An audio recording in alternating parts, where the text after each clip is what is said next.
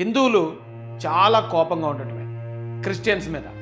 ఎందుకు హిందువులు క్రిస్టియన్స్ మీద అంత కోపంగా ఉన్నారంటే దానికి కారణం కూడా ఖచ్చితంగా ఉందండి. కొందరు పాస్టర్లు చేసిన పని వల్ల ఈ రోజున ఆంధ్ర తెలంగాణలో అమాయకమైన దళిత క్రైస్తవులు హిందువుల తీవ్ర కోపానికి వాళ్ళు గురి కావాల్సి వస్తుంది. పబ్బం గడుపుకునే వాళ్ళు లేరండి. అలాంటి వాళ్ళని చూస్తే మరి హిందువులకు కోపం రాదండి. కానీ జెన్యూన్ క్రిస్టియన్స్ ఉంటే జెన్యూన్ క్రిస్టియన్స్ ఖచ్చితంగా ఇది నచ్చుతుంది. నేను క్రిస్టియన్లో పాస్టర్లో ఉన్న అందరిని అంటలేదండి. అందులో కూడా ఓ 10% అయితే నిజాయితీగా బైబిల్ ప్రకారం బ్రతికేవాళ్ళు ఉన్నారు. అలా తిట్టినోడిని ఎప్పుడైతే మిగతా క్రిస్టియన్స్ ఏం మాడుతున్నావు నువ్వు మళ్ళీ క్రిస్టియన్ బ్యాక్గ్రౌండ్ నుంచి దేశద్రోహంలో మాడుతున్నావు ఏంటని క్రిస్టియన్స్ అందరూ వ్యతిరేకిస్తే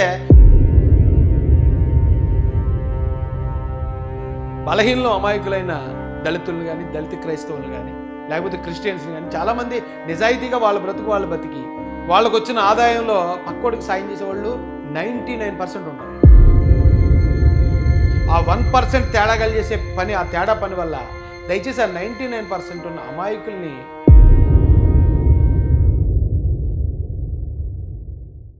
అందరికీ జై భీమ్. నేను Rajesh Mahasen. Welcome to Mahasen media. హిందువులు చాలా కోపంగా ఉన్నారు, ముఖ్యంగా ఆంధ్ర తెలంగాణలో. ఎప్పుడైతే సుప్రీంకోర్టు మతం మారిన వాళ్ళకి ఎస్సీ రిజర్వేషన్ వర్తించదు అని ఒక పాస్టర్ విషయంలో ఒక పాస్టర్ ఎస్సీ ఎస్టీ కేసు పెట్టాడు.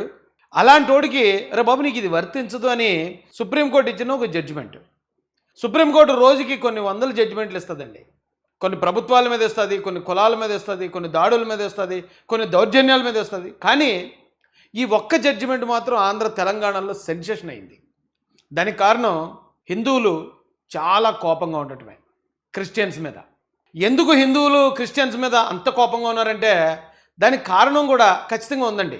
ఆ విషయాన్ని నిజాన్ని ఖచ్చితంగా ఒప్పుకుని తీరాలి. దానికి కారణం కొందరు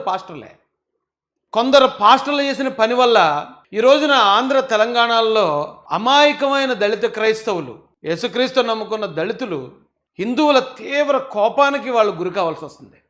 ఇప్పుడు చాలామంది మాట్లాడతాం హక్కులు. గతంలో నేను మాట్లాడేవాడినే. ఇక్కడ మత స్వేచ్ఛ ఉంది, ఏ మతాన్ని ఆచరించవచ్చు, అవలంబించవచ్చు, ప్రచారం చేయొచ్చు, రాజ్యాంగం ఆర్టికల్ 25 ఇచ్చిందని నేను కూడా గొంతు చించుకుని అడిశాను. ఒకప్పుడు ఇచ్చారు, కరెక్టే, హక్కు ఉంది. దేనికి ఉంది హక్కు? మన మతాన్ని మనం స్వీకరించడానికి, ఆచరించడానికి, ప్రచారం చేయడానికి ఉంది. పక్క మతాన్ని దూషించే హక్కు ఎక్కడన్నా ఇచ్చారా? పక్క మతాన్ని కించపరిచే హక్కు, విమర్శించే హక్కు, వాళ్ళని నీచంగా చులకనగా చూసే హక్కు రాజ్యాంగం ఇవ్వలేదు కదా. కానీ ఆ పని కొందరు పాస్టర్లు చేశారు. ఈ రోజున హిందువులు ఎంత కోపంగా, ఎంత ఆగ్రహావేశాలతో ఎందుకున్నారా అని ఆలోచించాను. ఎందుకంటే నేను మాట్లాడిన వీడియో మీద కూడా వాస్తవం ఏంటి, రాజ్యాంగం ఏం చెప్పింది అదే చెప్పాను. కానీ చాలామంది, అందులో చాలా మంచోళ్ళు కూడా ఉన్నారు, నాకు తెలిసిన వాళ్ళు చాలామంది మంచోళ్ళు ఉన్నారు. వాళ్ళు కూడా లేదు అది కరెక్ట్ కాదు రాజు, నువ్వు అలా సమర్థించొద్దు, అది వాళ్ళకి అలాగే జరగాలి, తప్పుడు ఎస్సీ కేసులు పెడుతున్నారు, ఆ ఎస్సీ యాక్ట్ని దుర్వినియోగం చేశారని వాళ్ళు చూపించే ఆగ్రహం వెనుక ఖచ్చితంగా మంచి కారణం ఉందండి. ఒక చిన్న ఎగ్జాంపుల్ చెప్తాను. నేను గతంలో చాలా రోజుల క్రితం ఒక వీడియో చూశాను. ఒక అతను తిరుపతి వెళ్ళి, ఒక పాస్టర్ తిరుపతి 7 కొండల వెనకాతల నుంచి ఇలా వీడియో చూపిస్తూ, అదిగో అక్కడ చాలామంది పాపులు ఉన్నారు, వాళ్ళని మార్చడానికి నేను తిరుపతి వెళ్తున్నానని వీడియో పెట్టాడు. ఆ రోజే ఈ క్రిస్టియన్స్ అంతా అలాంటి వాడిని చెప్పు తీసి కొట్టుంటే, ఎందుకురా నువ్వు రాజ్యాంగానికి చట్టాలకి విరుద్ధంగా మాట్లాడావు అని చెప్పి అతన్ని చెప్పు తీసి కొట్టుంటే క్రిస్టియానిటీ మీద హిందువులకి చాలా గౌరవం పెరుగుండేదండి, చాలా రెస్పెక్ట్ ఇచ్చి ఉండేవారు.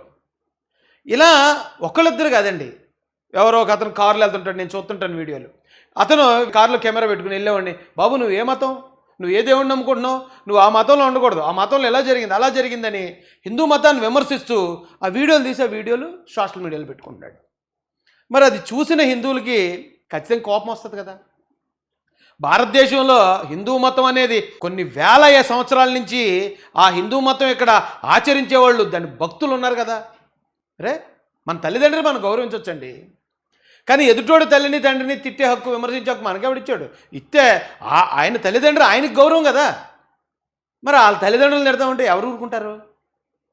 ఇది ఒకసారి ఎందుకంటే నిన్నగాక మొన్న ప్రవీణ్ పగడాల గారు యాక్సిడెంట్లో చనిపోయారు. యాక్సిడెంట్లో చనిపోయిన ప్రవీణ్ పగడాల గారిని ఎప్పటికీ ఉపయోగించుకుంటూ ఇది హిందువులు చేశారు, ఆర్ఎస్ఎస్ చేసింది, బీజేపీ చేసిందని పబ్బం గడుపుకునే వాళ్ళు లేరండి. అలాంటి వాళ్ళని చూస్తే మరి హిందువులకు కోపం రాదండి? ఇప్పుడు మనం హిందువులు మా మీద ఎలా చూపిస్తున్నారు, అలా అంటున్నారు, ఎలా అంటున్నారని మనం ఒక కోణంలో ఆలోచిస్తున్నాం. రెండో వైపు కూడా ఆలోచించి ఇది జనరల్గా ఇప్పుడు ఎవరైతే పబ్బం గడుపుకున్నారో వాళ్ళకి నచ్చదు నేను చెప్పే మాటలు. కానీ జెన్యూన్ క్రిస్టియన్స్ ఉంటే, జెన్యూన్ క్రిస్టియన్స్ ఖచ్చితంగా ఇది నచ్చుతుంది. ఇప్పుడు మీకు ఒక మాట గుర్తు చేస్తాను. క్రైస్తవులకి యేసు ప్రభువుని ట్యాక్స్ అడుగుతాడు. అప్పుడు యేసు ప్రభువే నేను దేవుడిని నేను నీ ట్యాక్స్ కడతామేటా అని అనలేదు. అనుకుంటే ఆయన ఏం చేశాడంటే శిష్యులు చెప్పి పలానా చోట వెళ్తే అక్కడ చేప దొరుకుతుంది, ఆ చేప నోట్లో మీకు కాయిన్ ఉంటుంది, పట్టుకొచ్చి కట్టేయండి అని. అంటే దాని అర్థం ఏంటంటే ఆ రాజ్యంలో ఉన్న రాజుని కానీ రాజ్యాంగాన్ని కానీ చట్టాలను కానీ ఖచ్చితంగా గౌరవించి తీరాలని బైబిల్లో యేసుప్రభువే చెప్పారు. కానీ ఇక్కడ ఉన్న కొద్దిమంది విమర్శించిన వాళ్ళు లేరండి. భారతీయ జెండాని నేను గౌరవించను, అదొక గుట్ట ముక్క, అది భారతదేశం అంటే నాకు ఇది లేదు, అలా మాట్లాడిన వాళ్ళు లేరా క్రిస్టియన్ పాస్టర్స్లో? మరి అలా మాట్లాడుతున్నప్పుడు ఆ దేశ పౌరులుగా ఉన్న వాళ్ళకి మరి కోపం రాదా? అలా తిట్టినోడిని ఎప్పుడైతే మిగతా క్రిస్టియన్స్ బుద్ధి ఉందా లేదా నీకు, ఏం మాడుతున్నావు నువ్వు మళ్ళీ క్రిస్టియన్ బ్యాక్గ్రౌండ్ నుంచి దేశద్రోహంలో మాడుతున్నావు ఏంటని క్రిస్టియన్స్ అందరూ వ్యతిరేకిస్తే మిగతా క్రిస్టియన్స్ మీద గౌరవం పెరుగుతుంది. ఫర్ ఎగ్జాంపుల్ మీకు చెప్తాను, మొన్న ప్రవీణ్ పగడాల గారి విషయంలోనే చాలామంది దాన్ని మతాల మధ్యలో విద్వేషాలుగా మతాల మధ్యలో ఇది చేయడానికి ట్రై చేస్తే నేను ఉన్నది ఉన్నట్టు చెప్పాను.